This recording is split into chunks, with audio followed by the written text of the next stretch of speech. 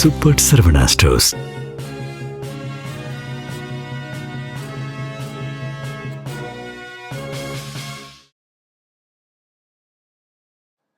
வணக்கம். இந்திய நேரப்படி காலை 8:30 படி செய்திகள். முதலில் தலைப்பு செய்திகளை காணலாம். தமிழ்நாட்டில் 234 சட்டமன்ற தொகுதிகளுக்கு ஒரே கட்டமாக ஏப்ரல் 23ஆம் தேதி தேர்தல் நடைபெறும்.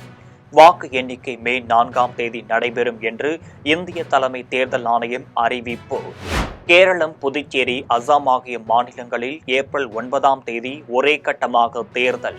மேற்கு வங்கத்தில் மட்டும் 2 கட்டங்களாக சட்டமன்ற தேர்தல் நடைபெறும் என இந்திய தேர்தல் ஆணையம் அறிவிப்பு.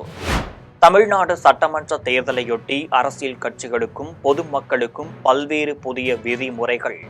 இந்திய தேர்தல் ஆணையம் அறிவிப்பு. சட்டப்பேரவை தேர்தலில் யாருடன் கூட்டணி என்பது குறித்த முடிவை இன்று அறிவிக்கிறார் பாமக தலைவர் ராமதாஸ்.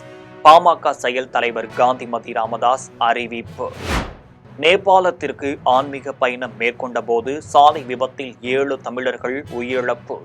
உடல்களை கொண்டுவர தமிழக அரசு நடவடிக்கை. ஹார்முஸ் ஜலசந்தியை கடக்க எதிரி நாடுகளின் கப்பல்களுக்கு மட்டுமே அனுமதி கிடையாது. ஈரான் வெளியுறவுத்துறை மந்திரி அப்பாஸ் அராக்சி அதிரடி அறிவிப்பு. இனி விரிவான செய்திகளை காணலாம். தமிழ்நாட்டில் மொத்தமுள்ள 234 சட்டமன்ற தொகுதிகளுக்கும் ஒரே கட்டமாக ஏப்ரல் 23 அன்று தேர்தல் நடைபெற உள்ளது. இதற்கான வேட்புமனு தாக்கல் மார்ச் 30ஆம் நாள் தொடங்குகிறது.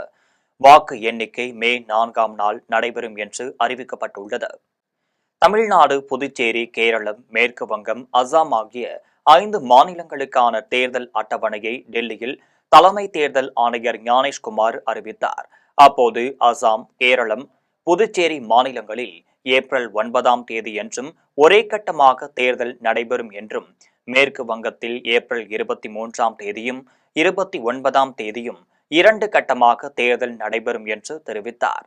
தமிழ்நாட்டில் மொத்தமுள்ள 234 தொகுதிகளுக்கும் ஏப்ரல் 23ஆம் தேதியன்று ஒரே கட்டமாக சட்டமன்ற தேர்தல் நடைபெறும் என்றும் தலைமை தேர்தல் ஆணையர் ஞானேஷ்குமார் தெரிவித்துள்ளார்.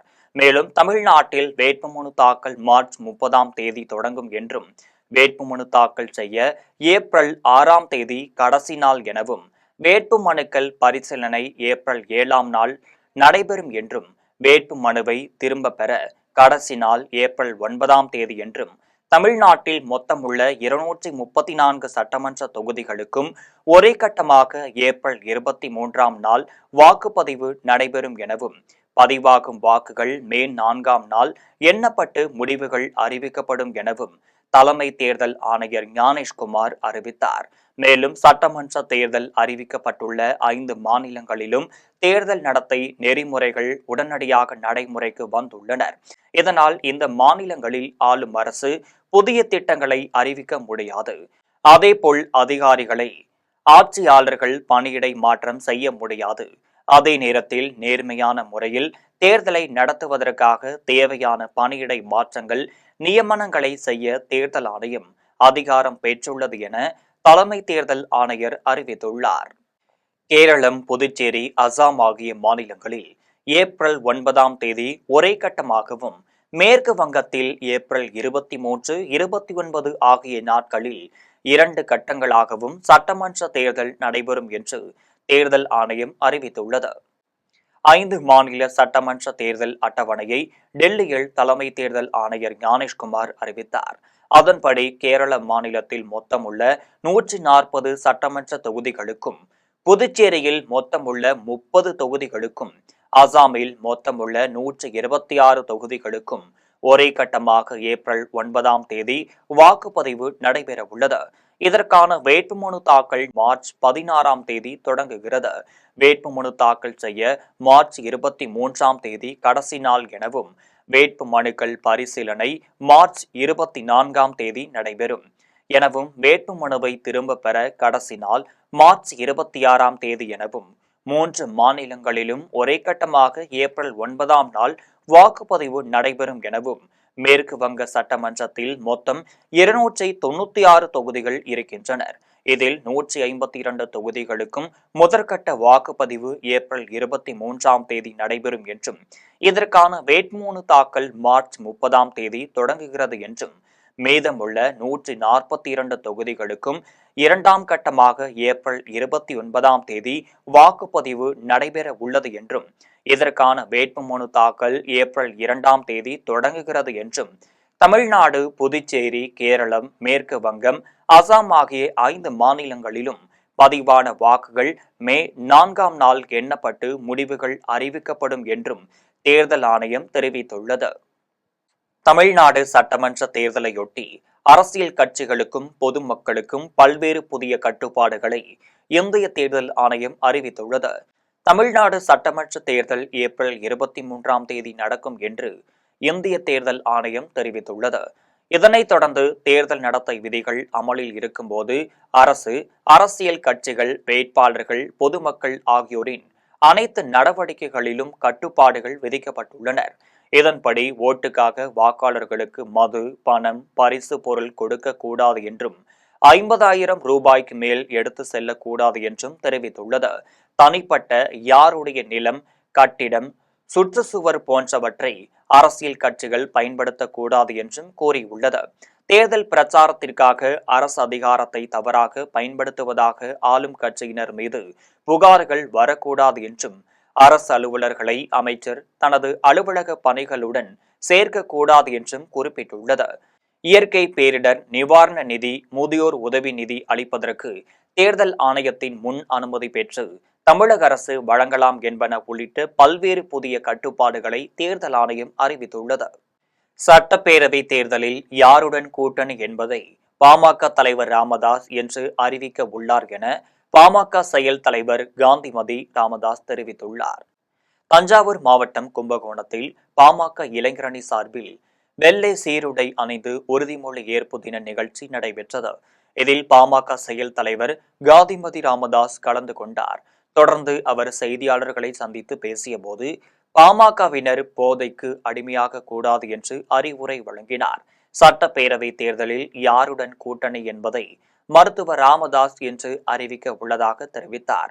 தாங்கள் இணையும் கூட்டணி வெற்றி பெறும் என்றார். நேபாளத்திற்கு ஆன்மீக பயணம் மேற்கொண்ட போது சாலை விபத்தில் சிக்கி 7 தமிழர்கள் பரிதாபமாக உயிரிழந்துள்ளனர். கோவை, சிவகங்கை ஆகிய மாவட்டங்களைச் சேர்ந்த 24 பேர் நேபாளம் நாட்டில் உள்ள மணக்கமனா கோவிலுக்கு சுற்றுலா வாகனத்தில் புனித பயணம் மேற்கொண்டனர். அவர்கள் கோவிலில் தரிசனம் முடித்து வரும்போது மணக்கோகாம் பகுதியில் சுற்றுலா வாகனம் கட்டுப்பாட்டை இழந்து 400 அடி பள்ளத்தில் கவிழ்ந்தது. இந்த விபத்தில் கோவையைச் சேர்ந்த முத்துக்குமார், அவரது மனைவி பாபு, அவரது மனைவி தமிழரசை உட்பட 7 பேர் பரிதாபமாக உயிரிழந்தனர். மேலும் 7 பேர் படுகாயமடைந்த நிலையில் சித்வான் பழைய மருத்துவமனையில் சிகிச்சை பெற்று வருகின்றனர். பின்னர் இதனை தகவல் அறிந்த தமிழக அரசின் அயலக தமிழர் நலத்துறை, நேபாள நாட்டில் உள்ள தமிழ்ச்சங்க பிரதிநிதிகள் புதுடெல்லியில் தமிழ்நாடு இல்லம் மற்றும் மத்திய அரசின் வெளியுறவுத்துறையுடன் ஒருங்கிணைந்து காயமடைந்தவர்களுக்கு சிகிச்சை அளிக்கவும் இறந்தவர்களின் உடல்களை தமிழ்நாடு கொண்டு வரவும் தேவையான நடவடிக்கைகளை எடுத்து வருகிறது. ஹார்முஸ் ஜலசந்தியை கடக்க எதிரி நாடுகளின் கப்பல்களுக்கு மட்டுமே அனுமதி கிடையாது என்று ஈரான் வெளியுறவுத்துறை மந்திரி அப்பாஸ் அராக்சி தெரிவித்துள்ளார். இது தொடர்பாக ஈரான் வெளியுறவுத்துறை மந்திரி அப்பாஸ் அராக்சி பேசியபோது ஹார்முஸ் ஜலசந்தியை நாங்கள் மூடவில்லை என்றும் உண்மையில் அந்த ஜலசந்தி திறந்தே இருக்கிறது என்றும் தெரிவித்தார். ஆனால் ஹார்முஸ் ஜலசந்தி எங்கள் எதிரிகளுக்கு சொந்தமான கப்பல்களுக்கு மட்டுமே மூடப்பட்டுள்ளது. இதில் குறிப்பாக அமெரிக்கா, இஸ்ரேல் அவர்களின் நட்பு நாடுகளுக்கு மட்டுமே இந்த முக்கிய கடல் பாதை மூடப்பட்டுள்ளது. தொடர்ந்து மற்ற நாடுகளின் கப்பல்கள் சுதந்திரமாக கடந்து செல்லலாம் என்றும் தெரிவித்தார். இதையடுத்து ஈரான் கடற்படையின் தளபதி அலிரேசா டாங்ஸ்ரி பேசியபோது ஹார்முஸ் ஜலசந்தி இராணுவ ரீதியாக தடுக்கப்படவில்லை, அது வெறும் எங்கள் கட்டுப்பாட்டில் உள்ளது. மேலும் இந்தியாவை நோக்கி வந்த 2 கப்பல்கள் ஹார்முஸ் ஜலசந்தியை பாதுகாப்பாக கடந்து சென்றது என்று குறிப்பிட்டார். திமுக இஸ்லாமியர் உறவை யாராலும் பிரிக்க முடியாது என்று முதலமைச்சர் மு.க.ஸ்டாலின் தெரிவித்தார். சென்னை அமைந்தகரையில் நடைபெற்ற இப்தார் நோன்பு திறப்பு விழாவில் பங்கேற்று பேசிய முதலமைச்சர் மு.க.ஸ்டாலின், புனித ரமலான் மாதத்தில் திமுக சிறுபான்மை பிரிவு நடத்தும் பேரன்பின் ஈகை பெருவிழாவில் கலந்து கொண்டதில் மகிழ்ச்சி அடைவதாக தெரிவித்தார். இஸ்லாமியர்களுக்கும் திமுகவினருக்குமான தொடர்பு தலைமுறையாக தொடர்ந்து வருவதாகவும், ஈகை பண்பும் அடுத்தவருக்கு உதவக்கூடிய மனமும் அனைவரையும் சமமாக கருதி அன்பு செலுத்துபவர்கள் இஸ்லாமியர்கள் என்றும் அவர் குறிப்பிட்டார். இந்தியாவில் தேர்தல் என்பது ஜனநாயக திருவிழா என்று தலைமை தேர்தல் ஆணையர் ஞானேஷ்குமார் தெரிவித்தார். தமிழ்நாடு உட்பட 5 மாநிலங்களுக்கான தேர்தல் அட்டவணையை வெளியிடுவது தொடர்பான செய்தியாளர் சந்திப்பு டெல்லியில் நேற்று பிற்பகல் நடைபெற்றது. அப்போது செய்தியாளர்களிடம் பேசிய அவர், தேர்தல் நடைபெறும் 5 மாநிலங்களிலும் தேர்தல் ஆணையம் ஆய்வு செய்ததை அடுத்து தேர்தல் தேதி அறிவிக்கப்பட்டதாக தெரிவித்தார். தமிழ்நாடு, கேரளா, மேற்கு வங்கம், புதுச்சேரி ஆகிய மாநிலங்களின் வாக்காளர்களுக்கு வாழ்த்துக்களை தெரிவித்த ஞானேஷ்குமார், 5 மாநிலங்களிலும் மொத்தம் 17,04,00,000 வாக்காளர்கள் வாக்களிக்க இருப்பதாகவும், இதில் தமிழகத்தில் உள்ள 5,67,00,000 வாக்காளர்கள் உட்பட 5 மாநிலங்களிலும் 17,04,00,000 வாக்காளர்கள் வாக்களிக்க இருப்பதாகவும் ஞானேஷ்குமார், வரும் சட்டமன்ற தேர்தலுக்கான தமிழ்நாட்டில் 75,032 வாக்குச்சாவடி மையங்கள் அமைக்கப்படும் என்றும், தமிழ்நாடு உட்பட 5 மாநிலங்களில் நடைபெறும் தேர்தல் பணியில் 8,50,000 பாதுகாப்பு அதிகாரிகள் உட்பட 25 லட்ச அதிகாரிகள் ஈடுபட உள்ளதாக தெரிவித்தார். அதிமுக ஆட்சி மன்ற குழுவை திருத்தி அமைத்து அக்கட்சியின் பொதுச் செயலாளர் எடப்பாடி பழனிசாமி அறிவித்துள்ளார். இதனைத் தொடர்ந்து 5 பேர் அடங்கிய அதிமுக சட்டக்குழுவையும் 7 பேர் அடங்கிய செய்தியாளர்களை சந்திக்கும் குழுவையும் எடப்பாடி பழனிசாமி அறிவித்துள்ளார். இந்த குழுவில் முன்னாள் அமைச்சர்கள் விஜயபாஸ்கர், கடம்பூர் ராஜு, ராஜேந்திர பாலாஜி உள்ளிட்டோர் அடங்கிய அதிமுக தேர்தல் விளம்பர குழு அறிவித்துள்ளது. வேணுகோபால், அப்துல் ரஹீம், ராஜ் சத்யன், ராஜலட்சுமி ஆகியோர் அதிமுக தேர்தல் விளம்பர குழுவில் இடம்பெற்றுள்ளனர். குறைந்த விலை எண்ணெயை அம்பானி நிறுவனம் வெளிநாடுகளுக்கு ஏற்றுமதி செய்து லாபம் ஈட்டியதே இந்தியாவில் டீசல் மற்றும் கேஸ் தட்டுப்பாடு ஏற்பட காரணம் என குற்றம் சாட்டியுள்ள அமைச்சர் ரகுபதி, NDA அரசின் வெளியுறவு கொள்கையின் தோல்வியையும் ஒரு காரணம் என்று குற்றம் சாட்டியுள்ளார். புதுக்கோட்டையில் செய்தியாளர்களுக்கு பேட்டியளித்த அமைச்சர் ரகுபதி, மோடி அரசு குறைந்தபட்சம் 100 நாட்களாவது கச்சா எண்ணெய் இருக்கும் வகையில் திட்டம் தீட்டியிருக்க வேண்டும் என்றும், அப்படி செய்திருந்தால் பொதுமக்கள் இந்த அவதிக்கு உள்ளாகி இருக்க மாட்டார்கள் என்றும் குறிப்பிட்டார். கேஸ் தட்டுப்பாடு குறித்தும் சிலிண்டர் தட்டுப்பாடு குறித்தும் மோடியிடம் பேச எடப்பாடி பழனிசாமிக்கு தைரியம் இல்லை என்றும் அமைச்சர் ரகுபதி சாடினார். பிப்ரவரி 2026 இந்தியா ரஷ்யாவிடமிருந்து எண்ணெய் வாங்குவதை குறைப்பதாக மோடி வாக்குறுதி கொடுத்துள்ளார். ரஷ்ய எண்ணெய் நிறுவனங்கள் ரோஸ்நெப்ட் மற்றும் லூகோயிஸ் மீது அமெரிக்கா விதித்த தடை இந்திய நிறுவனங்கள் அந்த எண்ணெயை கொண்டு வருவதிலே சிக்கல் ஏற்பட்டது. எரிவாயு சிலிண்டர் தட்டுப்பாட்டுக்கு ஈரான் இஸ்ரேல் போர் காரணம் என்றாலும் பதற்றம் திடீரென ஏற்பட்டது அல்ல. கடந்த ஆண்டு ஜூன் 13 முதல் 24 வரை 12 நாட்கள் மோதல் நடந்தது. ஈரானுக்கு இஸ்ரேலுக்கு இடையே கடந்த ஆண்டு 12 நாட்கள் மோதல் நடந்தது. அப்போது எந்த தட்டுப்பாடும் ஏற்படவில்லை. தமிழகத்தில் இருதய பாதிப்பால் பாதிக்கப்பட்ட 43,326 பேர் காப்பாற்றப்பட்டுள்ளதாக மருத்துவ மற்றும் மக்கள் நல்வாழ்வுத்துறை அமைச்சர் மா. சுப்பிரமணியன் தெரிவித்துள்ளார். திருவள்ளூர் அரசு மருத்துவமனையில் 12.46 கோடி மதிப்பீட்டில் இதய நோய்க்கான அதிநவீன ஹேத் லேப் சிகிச்சை பெறும் வசதியை அமைச்சர் மா. சுப்பிரமணியன் தொடங்கி வைத்தார். பின்னர் செய்தியாளர்களிடம் பேசிய அவர், திருவள்ளூர் அரசு மருத்துவக் கல்லூரி மருத்துவமனையில் நாள்தோறும் 3,000 பேர் புற பயனாளர்களாக மருத்துவ சேவை பெறுவதாக குறிப்பிட்டார். திருவள்ளூர் சுற்றுவட்டார பகுதி மக்களுக்கு இந்த பகுதியில் சரியான மருத்துவ சேவை கிடைக்காமல் சென்னைக்கு செல்ல வேண்டிய நிலை இருந்ததையும் அமைச்சர் சுப்பிரமணியன் நினைவு கூர்ந்தார். நவீன கேத்லாப் கருவி சட்டமன்ற உறுப்பினர் முன்னிலையில் மக்களின் பயன்பாட்டிற்கு திறந்து வைக்கப்பட்டிருக்கிறது. இதன் மூலம் கரோனரி ஆஞ்சியோகிராம், கரோனரி ஆஞ்சியோபிளாஸ்டி, தற்காலிக மற்றும் நிரந்தர இதய முடுக்கி போன்ற நவீன சிகிச்சைகளுக்கு இந்த பகுதியைச் சேர்ந்த மக்கள் சென்னைக்கு செல்ல வேண்டிய சிரமம் இருந்தது. இந்த சிரமத்தை போக்கி திருவள்ளூரிலேயே இந்த சேவை தற்பொழுது வழங்கப்படுகிறது என்பதை மகிழ்ச்சியோடு தெரிவித்துக் கொள்கின்றோம். கேஸ் தட்டுப்பாட்டால் பள்ளி மாணவர்களுக்கான காலை உணவு திட்டமும் சத்துணவு திட்டமும் நிறுத்தப்படவில்லை என்று பள்ளிக்கல்வித்துறை அமைச்சர் அன்பில் மகேஷ் பொய்யாமொழி தெரிவித்துள்ளார். மேற்காசியாவில் நிலவும் போரால் நாடு முழுவதும் எரிவாயு சிலிண்டர் பற்றாக்குறை ஏற்பட்டுள்ளது. ஒன்றிய அரசின் மெத்தன போக்கே இதற்கு காரணம் என்று திமுக தலைமையிலான கூட்டணிகள் போராட்டம் நடத்தி வருகின்றனர். திருச்சி பொன்மலையில் நடந்த போராட்டத்தில் அமைச்சர் அன்பில் மகேஷ் பொய்யாமொழி கலந்து கொண்டார். அதனைத் தொடர்ந்து செய்தியாளர்களுக்கு பேட்டியளித்த அவர், இந்திய அரசு அமெரிக்க அதிபரிடம் சரணடைந்து விட்டதாகவும், சீனா அடிபணியாமல் இருப்பதால் தான் இன்னும் 200 நாட்களுக்கு சீனாவில் எரிவாயு கையிருப்பு உள்ளதாக கூறினார். ட்ரம்பை எதிர்த்து கேள்வி கேட்க தைரியம் இல்லாதவராக பிரதமர் மோடி இருக்கிறார் என்றும் அமைச்சர் அன்பில் மகேஷ் குறிப்பிட்டார்.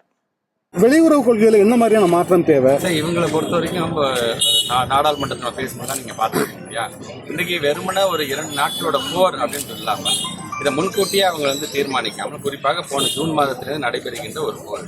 இந்த போர் வரும்பொழுது உங்களுக்கே தெரியும், நடுப்புற நம்முடைய யூஎஸ் பிரசிடென்ட் ட்ரம்ப் அவர்கள் என்ன மாதிரியான மிரட்டல்கள்லாம் விட்ட போது நம்ம எந்த அளவுக்கு அடிபணிந்து போய்விட்டோம். அதனால தான் நம்முடைய ராகுல் காந்தி ஐயா அவர்கள் சொல்லும்போதுலாம் பார்த்தீங்கன்னா, நீங்கள் சரண்டர் ஆகிட்டீங்க, நீங்கள் சரண்டர் ஆகாமல் எடுத்து சொல்லியிருக்க வேண்டும். இன்றைக்கி சைனா பார்த்தீங்கன்னா அவங்களுடைய வெளியுறவு கொள்கைகள் சார்ந்து அவங்க சரண்டர் ஆகாமல் இருந்தனால தான் இன்னும் ஒரு 200 நாட்களுக்கு அவங்களுக்கு தேவையான சிலிண்டர்ஸ், தேவையான எரிவாயு அவங்க வைத்திருக்கிறார்கள் அப்படின்னு கூட அவங்க நம்ம பொறுத்த வரைக்கும்.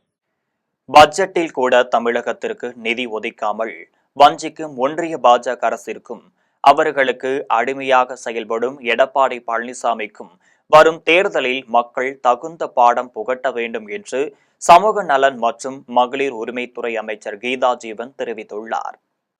ஒன்றிய பாஜக அரசின் அலட்சியத்தால் ஏற்பட்டுள்ள சமையல் எரிவாயு தட்டுப்பாடு மற்றும் தமிழகத்திற்கான நிதி ஒதுக்கீட்டை தொடர்ந்து புறக்கணிப்பதை கண்டித்து தூத்துக்குடியில் மதச்சார்பற்ற முற்போக்கு கூட்டணி கட்சிகளின் சார்பில் கண்டன ஆர்ப்பாட்டம் நடைபெற்றது.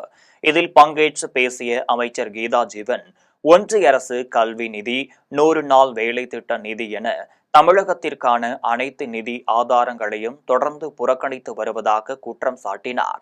கேஸ் சிலிண்டருக்கு மானியம் வழங்குகிறோம் என்று கூறிவிட்டு விலையை ஏற்றியதுடன் இப்போது சிலிண்டரை கிடைக்காத நிலையையும் உருவாக்கி இருப்பதாக குற்றம் சாட்டினார்.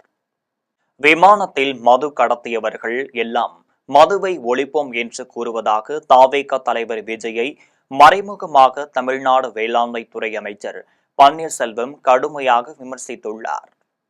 சமையல் எரிவாயு விலை உயர்வு, தட்டுப்பாடு ஆகியவற்றை கண்டித்து கடலூர் மஞ்சங்குப்பம் தலைமை அஞ்சலகம் அருகே திமுக கூட்டணி கட்சிகள் சார்பில் ஆர்ப்பாட்டம் நடைபெற்றது. இதில் வேளாண்மை துறை அமைச்சர் பன்னீர்செல்வம் கலந்து கொண்டு பேசினார். அப்போது தாவேகா தலைவர் விஜய் விமானத்தில் மதுவை கடத்தியதாகவும் கத்திரிக்கோள் எடுத்து சென்றதாகவும் கூறினார்.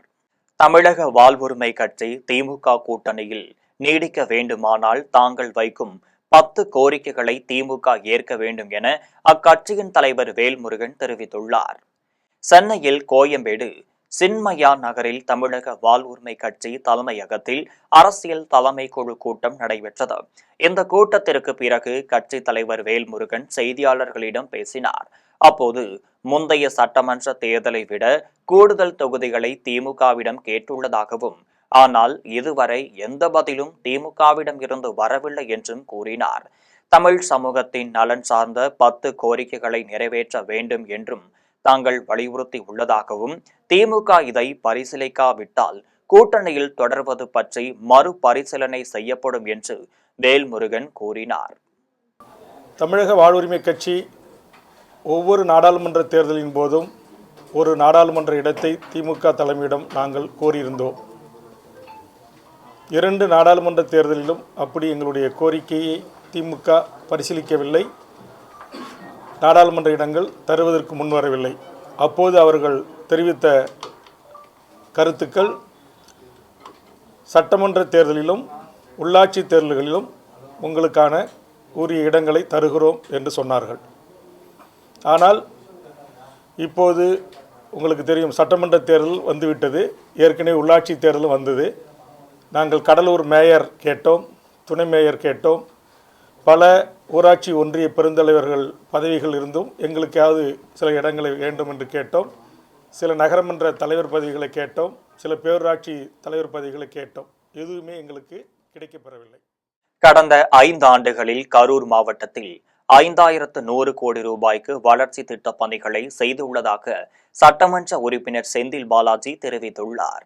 கரூர் திமுக அலுவலகத்தில் முன்னாள் அமைச்சர் செந்தில் பாலாஜி செய்தியாளர்களிடம் பேசினார். அப்போது சட்டமன்ற உறுப்பினர்கள் இளங்கோ, சிவகாமி சுந்தரி, கரூர் மாநகராட்சி மேயர் கவிதா கணேசன் ஆகியோர் உடன் இருந்தனர்.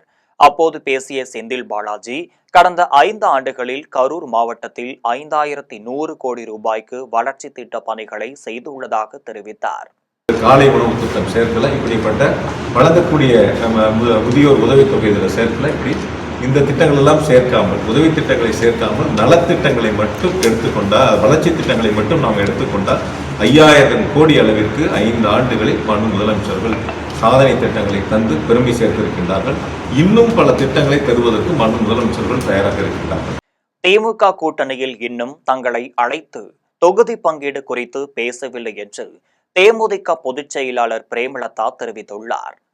ராணிப்பேட்டை மாவட்டம் காவேரிப்பாக்கம் அடுத்த திருப்பாற்றுக்கடல் பிரசன்ன வெங்கடேச பெருமாள் கோவிலில் தேமுதிக பொதுச் செயலாளர் பிரேமலதா சுவாமி தரிசனம் மேற்கொண்டார்.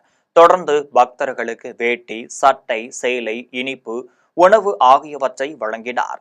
அதன் பின் செய்தியாளர்களிடம் பேசிய பிரேமலதா, திமுக கூட்டணியில் இதுவரை தங்களை அழைத்து தொகுதி பங்கீடு பற்றி பேசவில்லை என்று கூறினார். ஓகே மேடம், திமுக கூட்டணியில இப்போ எத்தனை சீட்டுகள் வந்து ஒதுக்கப்பட்டுள்ளது? இப்ப சொல்ல முடியாது, ஏன்னா இன்னும் எங்களை அழைத்து பேசல. இப்பதான் கூட்டணி கட்சியை கூப்பிட்டு பேசிட்டு இருக்காங்க. எங்களை நாளைக்கோ நாளை மறுநாளோ அழைத்து பேசுவாங்க. அப்ப நம்பரும் உறுதியாகும், தொகுதிகளும் உறுதியாகும். அதற்கு பிறகு வேட்பாளர்கள் யார் என்பதை நாங்கள் குறிப்பிட்ட வணிகர்கள் 5 லட்சம் ரூபாய் வரையில் பணம் கொண்டு செல்ல அனுமதிக்க வேண்டும் என தேர்தல் ஆணையத்திற்கு கோரிக்கை வைத்துள்ளதாக வணிகர் சங்கங்களின் பேரமைப்பு தலைவர் விக்ரமராஜா தெரிவித்துள்ளார்.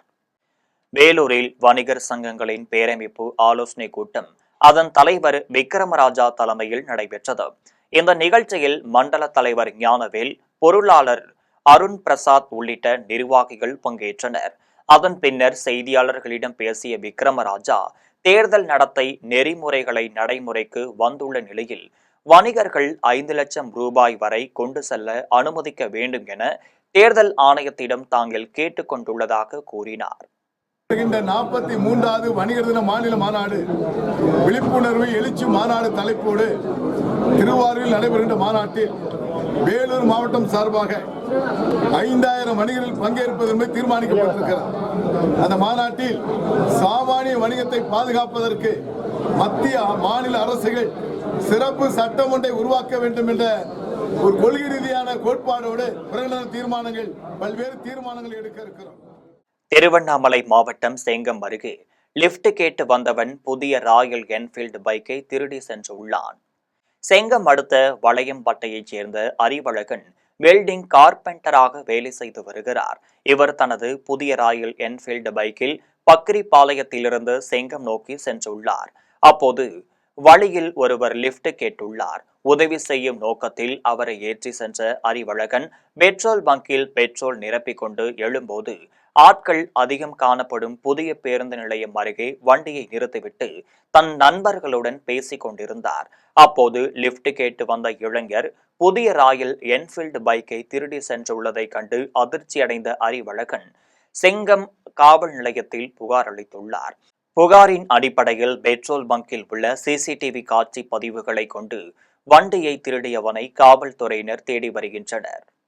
விளாத்திக்குளம் வேடநத்தத்தில் கொல்லப்பட்ட மாணவிக்கு நீதி கேட்டு குற்றவாளிகளை பிடிக்க வலியுறுத்தியும் கோவில்பட்டியில் யாதவர் சங்கம் சார்பில் ஆர்ப்பாட்டம் நடைபெற்றது.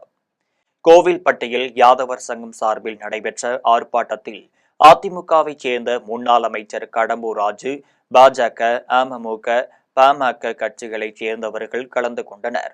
ஆர்ப்பாட்டத்தில் ஈடுபட்டவர்கள் திடீரென சாலை மறியலில் ஈடுபட்டதால் பரபரப்பு ஏற்பட்டது. காவல்துறையினரின் பேச்சு நடத்தியதால் அவர்கள் போராட்டத்தை கைவிட்டனர். இதனால் அப்பகுதியில் சிறிது நேரம் பரபரப்பு ஏற்பட்டது. கடலூர் மாவட்டம் பண்ருட்டி அண்ணா பல்கலைக்கழக பொறியியல் கல்லூரியில் பட்டமளிப்பு விழா நடைபெற்றது. பண்ருட்டி அண்ணா பல்கலைக்கழக பொறியியல் கல்லூரியில் பட்டமளிப்பு விழா முதன்மை அதிகாரி முத்துக்குமரன் தலைமையில் நடைபெற்றது.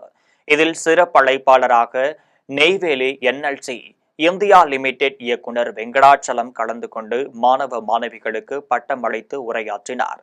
இந்த நிகழ்ச்சியில் அண்ணா பல்கலைக்கழகத்தின் துறை தலைவர்கள், ஆசிரியர்கள், மாணவ மாணவியர், பெற்றோர் கலந்து கொண்டனர். கோவையில் செயல்படும் ராயல் கேர் சூப்பர் ஸ்பெஷாலிட்டி மருத்துவமனையில் இதய நோய்கள், மூளை மற்றும் நரம்பியல் சிகிச்சையில் புரட்சியை ஏற்படுத்தும் பைப்லைன் கேத் லேப் வசதியை வருமான வரித்துறை தலைமை ஆணையர் அருண் சி பாரத் துவங்கி வைத்தார். கோவையில் உள்ள ராயல் கேர் சூப்பர் ஸ்பெஷாலிட்டி மருத்துவமனையில் இந்தியாவில் முதல் Philips Azurion R3 pipeline cath lab வசதி அறிமுகப்படுத்தப்பட்டுள்ளது. இதற்கான துவக்க விழா மருத்துவமனையின் தலைவர் டாக்டர் மாதேஸ்வரன் தலைமையில் நடைபெற்றது. விழாவில் சிறப்பு விருந்தினராக கோயம்புத்தூர் வருமான வரித்துறை தலைமை ஆணையர் அருண் சி பாரத் கலந்து கொண்டு அதிநவீன பைப்லைன் லேப் மருத்துவ வசதியை தொடங்கி வைத்தார். விழாவில் மருத்துவ நிபுணர்கள், ஊழியர்கள் உட்பட பொதுமக்கள் பலர் கலந்து கொண்டனர். இதுகுறித்து நரம்பியல் மற்றும் தண்டுவட அறுவை சிகிச்சை நிபுணர் டாக்டர் மாதேஸ்வரன் செய்தியாளர்களை சந்தித்து பேசினார். அப்போது இந்தியாவில் முதன்முறையாக துவங்கப்பட்டுள்ள பைப்லைன் கேத் லேப் தொழில்நுட்பம் இதய நோய்கள், நரம்பியல் சிக்கல்கள் மற்றும் இரத்த நாளங்கள் தொடர்பான சிகிச்சைகளை மிக துல்லியமாகவும் வேகமாகவும் மேற்கொள்ள உதவும் என்று தெரிவித்தார். இது தொடர்பாக மேலும் அவர் தெரிவிக்கையில், பழனி முருகன் கோவிலில் ஞாயிறு விடுமுறை பங்குனி மாத பிறப்பை முன்னிட்டு குவிந்த பக்தர்கள் 3 மணி நேரம் காத்திருந்து வழிபாடு செய்தனர். திண்டுக்கல் மாவட்டம் பழனி முருகன் கோவிலுக்கு நாள்தோறும் ஏராளமான பக்தர்கள் வந்து வழிபட்டு செல்கின்றனர். நேற்று ஞாயிற்றுக்கிழமை விடுமுறை நாள் என்பதாலும் பங்குனி மாத பிறப்பு என்பதாலும் வழக்கத்தை விட அதிகமான பக்தர்கள் வந்திருந்தனர். மலையடிவாரத்திலிருந்து யானை படிப்பாதை வழியாக மலை கோவிலுக்கு சென்று சாமி தரிசனம் செய்த பின்பு படிப்பாதை வழியாக இறங்கி வர கோவில் நிர்வாகம் ஏற்பாடு செய்துள்ளது. மேலும் பக்தர்கள் மலை மீது நீண்ட வரிசையில் காத்திருந்து சாமி தரிசனம் செய்தனர். மின் இழுவை ரயில் சேவை மின்கசிவு காரணமாக நிறுத்தப்பட்டதால் ரோப்கார் நிலையத்தில் 2 மணி நேரம் காத்திருந்து பக்தர்கள் மலை கோவிலுக்கு சென்றனர். அங்கும் காத்திருந்து தரிசனம் செய்தனர். புதுக்கோட்டை மாவட்டம் ஆதனக்கோட்டை மோட்டு முனீஸ்வரர் முத்துமாரியம்மன் கோவில் திருவிழாவையொட்டி நடைபெற்ற ஜல்லிக்கட்டு போட்டியில் 650 காளைகளும் 300 மாடுபிடி வீரர்களும் கலந்து கொண்டனர். புதுக்கோட்டை மாவட்டம் ஆதனக்கோட்டையில் நடைபெற்ற ஜல்லிக்கட்டு போட்டியை வருவாய்த்துறை அதிகாரிகள் தொடங்கி வைத்தனர். இந்த போட்டியில் பல்வேறு மாவட்டங்களில் இருந்து வந்த 650 காளைகளும் 300 காளையர்களும் பங்கேற்றனர். வாடி வாசலில் இருந்து துள்ளி குதித்து சீறி பாய்ந்த காளைகளை காளையர்கள் திமிலை பிடித்து மல்லு கட்டி அடக்கினர். அதிக காளைகளை அடக்கிய காளையர்களுக்கும் பிடிப்படாத காளைகளின் உரிமையாளர்களுக்கும் இருசக்கர வாகனம், மின் விசிறிகள், சில்வர் பாத்திரங்கள், கட்டில், பீரோ உள்ளிட்ட பரிசு பொருட்கள் வழங்கப்பட்டனர். தமிழகத்தில் பல்வேறு இடங்களில் சமையல் எரிவாயு தட்டுப்பாடு ஏற்பட காரணமாக இருந்த மத்திய பாஜக அரசை கண்டித்து ஆர்ப்பாட்டம் நடைபெற்றதை சிறிய தொகுப்புகளாக காணலாம். ராணிப்பேட்டை மாவட்டம் தக்கோலம் கூட்டு ரோட்டில் நடந்த இந்த போராட்டத்திற்கு நெமிலி மத்திய ஒன்றிய செயலாளர் SGC பெருமாள் தலைமை தாங்கினார். திமுகவினருடன் விடுதலை சிறுத்தைகள் உள்ளிட்ட கூட்டணி கட்சியினர் பங்கேற்று ஒன்றிய பாஜக அரசு மற்றும் அதிமுகவிற்கு எதிராக முழக்கங்களை எழுப்பினர். மத்திய அரசின் சமையல் எரிவாயு தட்டுப்பாட்டை கண்டித்து ராணிப்பேட்டையில் தமிழக கைத்தறி மற்றும் துணிநூல்துறை அமைச்சர் காந்தி தலைமையில் இந்தியா கூட்டணி கட்சியினர் பங்கேற்று கேஸ் சிலிண்டருக்கு மாலை அணிவித்து கண்டன ஆர்ப்பாட்டத்தில் ஈடுபட்டனர். அப்போது சமையல் எரிவாயு தட்டுப்பாட்டை போக்க மத்திய அரசு நடவடிக்கை எடுக்க வேண்டும் என வலியுறுத்தி கண்டன கோஷங்களை எழுப்பினர். புதுக்கோட்டை மாவட்டம் அறந்தாங்கி பேருந்து நிலையம் முன்பு தமிழகத்தை தொடர்ந்து வஞ்சித்து வரும் மத்திய அரசை கண்டித்தும் சமையல் எரிவாயு தட்டுப்பாட்டை தடுக்க மத்திய அரசு நடவடிக்கை எடுக்க வேண்டும் என வலியுறுத்தியும் ஆலங்குடி சட்டமன்ற உறுப்பினரும் பிற்படுத்தப்பட்டோர் நலத்துறை அமைச்சருமான CVV மெய்யநாதன் தலைமையில் திமுக கூட்டணி கட்சியினர் பங்கேற்று கண்டன ஆர்ப்பாட்டத்தில் ஈடுபட்டனர். ஆர்ப்பாட்டத்தில் அமைச்சர் மெய்யநாதன் பேசினார். அப்போது அதிமுக ஆட்சியை விரட்டியடிக்க வேண்டும், மீண்டும் திமுக ஆட்சி மலர அனைவரும் உறுதியேற்க வேண்டும் என்று தெரிவித்தார். ஆர்ப்பாட்டத்தில் இந்திய கம்யூனிஸ்ட், மார்க்சிஸ்ட் கம்யூனிஸ்ட், இந்திய யூனியன் முஸ்லீம் லீக், தமிழர் தேசம் கட்சி உள்ளிட்ட கட்சிகளைச் சேர்ந்தவர்களும் தேமுதிகவை சேர்ந்த நிர்வாகிகள் தங்களது கை குழந்தைகளுடன் கலந்து கொண்டனர். திருவள்ளூர் மத்திய மாவட்டம் எல்லாபுரம் மத்திய ஒன்றிய திமுக சார்பில் ஒன்றிய செயலாளர் கோடுவேலி தங்க முரளி தலைமையில் வெங்கல் அடுத்த வாணியின் சத்திரம் கிராமத்தில் கேஸ் சிலிண்டர் தட்டுப்பாட்டை போக்க நடவடிக்கை எடுக்காத மத்திய பாஜக அரசை கண்டித்து ஆர்ப்பாட்டம் நடைபெற்றது. ஆர்ப்பாட்டத்தில் மாவட்ட துணை செயலாளர் காயத்ரி ஸ்ரீதரன், மாவட்ட ஓட்டுநர் அணி அமைப்பாளர் பசீர் அகமது, கூட்டணி கட்சிகளைச் சார்ந்த மார்க்சிஸ்ட் கம்யூனிஸ்ட் கட்சியின் சார்பில் சம்பத், தலைமை செயற்குழு உறுப்பினர் ஞானமூர்த்தி, எஸ் ரகு உட்பட கூட்டணி கட்சி நிர்வாகிகள் பலர் கலந்து கொண்டனர். தமிழ்நாட்டில் சட்டமன்ற தேர்தலுக்கான கால அட்டவணை அறிவிக்கப்பட்டுள்ள நிலையில் தேர்தல் நடத்தை நெறிமுறைகள் நடைமுறைக்கு வந்துள்ளனர். இதையடுத்து பொது இடங்களில் உள்ள அரசியல் கட்சி தலைவர்களின் படங்கள் அகற்றப்பட்டுள்ளனர். சட்டமன்ற உறுப்பினர் அலுவலகங்கள் பூட்டப்பட்டுள்ளனர். அதை பற்றி சிறிய தொகுப்புகளாக காணலாம். தேர்தல் நடத்தை நெறிமுறைகள் நடைமுறைக்கு வந்ததால் புதுக்கோட்டை சட்டமன்ற உறுப்பினர் அலுவலகத்தில் இருந்து இப்போதைய உறுப்பினர் முத்துராஜாவின் மேஜை, நாற்காலிகள், ஜெராக்ஸ் இயந்திரம், அலுவலக பொருட்களை அப்புறப்படுத்தினர். இதையடுத்து அலுவலகம் பூட்டப்பட்டு தேர்தல் நடத்தும் அதிகாரிகளால் சீல் வைக்கப்பட்டது. அரியலூர் ஜெயங்கொண்டம் சட்டமன்ற உறுப்பினர் அலுவலகங்கள் வருவாய்த்துறையின் அலுவலர்களால் மூடி முத்திரையிடப்பட்டனர். தேர்தல் முடிவுகள் அறிவிக்கப்பட்ட பிறகு புதிய சட்டமன்ற உறுப்பினர் பதவியேற்ற பிறகு இனி அலுவலகங்கள் திறக்கப்படும். தமிழ்நாட்டில் தேர்தல் நடத்தை நெறிமுறைகள் நடைமுறைக்கு வந்துள்ளனர். அதனைத் தொடர்ந்து பொது இடங்களில் உள்ள கட்சி தலைவர்கள் படங்களை அளித்துள்ளனர். ராணிப்பேட்டை மாவட்டம் சோளிங்கர் சட்டமன்ற உறுப்பினர் அலுவலகத்திற்கு தேர்தல் பணி பொறுப்பாளர்கள் சீல் வைத்துள்ளனர்.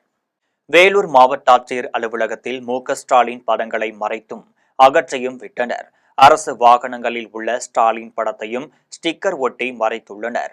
வேலூர், காட்பாடி, கீழ் வைத்தியான்குப்பம், குடியாத்தம், அணைக்கட்டு ஆகிய 5 சட்டமன்ற உறுப்பினர் அலுவலகங்கள் மூடி சீல் வைக்கப்பட்டுள்ளனர். கள்ளக்குறிச்சி மாவட்டம் சங்கராபுரத்தில் மும்முனை சந்திப்பில் உள்ள அரசியல் கட்சிகளின் விளம்பர பதாகைகள், டிஜிட்டல் பேனர்கள், கொடி கம்பங்களை தொகுதி தேர்தல் அதிகாரி சிராஜிதீன், வட்டாட்சியர் வைரக்கண்ணன் ஆகியோர் முன்னிலையில் அதிகாரிகள் அகற்றியுள்ளனர். பெரம்பலூர் குன்னம் சட்டமன்ற உறுப்பினர் அலுவலகங்கள் வட்டாட்சியர்களால் பூட்டப்பட்டு சீல் வைக்கப்பட்டனர். அதற்கு முன் அங்கிருந்த பொருட்களை சட்டமன்ற உறுப்பினர்களின் உதவியாளர்கள் எடுத்து சென்றனர். மீண்டும் ஜெம் தலைப்புச் செய்திகள். தமிழ்நாட்டில் 234 சட்டமன்ற தொகுதிகளுக்கு ஒரே கட்டமாக ஏப்ரல் 23ஆம் தேதி தேர்தல் நடைபெறும். வாக்கு எண்ணிக்கை மே 4ஆம் தேதி நடைபெறும் என்று இந்திய தலைமை தேர்தல் ஆணையம் அறிவிப்பு. கேரளம், புதுச்சேரி, அசாம் ஆகிய மாநிலங்களில் ஏப்ரல் 9ஆம் தேதி ஒரே கட்டமாக தேர்தல். மேற்கு வங்கத்தில் மட்டும் 2 கட்டங்களாக சட்டமன்ற தேர்தல் நடைபெறும் என இந்திய தேர்தல் ஆணையம் அறிவிப்பு.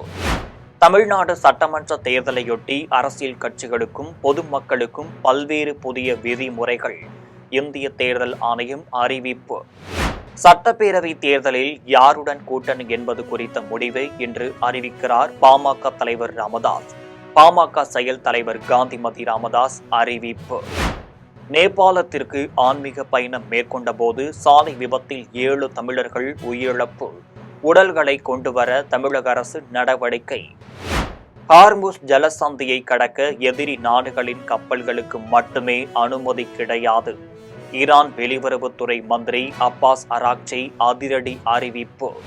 இத்துடன் ஜெம் செய்திகள் நிறைவடைகின்றன. மீண்டும் ஜெம் செய்திகள் மதியம் 1:30 மணிக்கு உடனுக்குடன் செய்திகளை காண gemlive.tv என்ற இணையதளத்தில் இணைந்திருங்கள். நன்றி, வணக்கம்.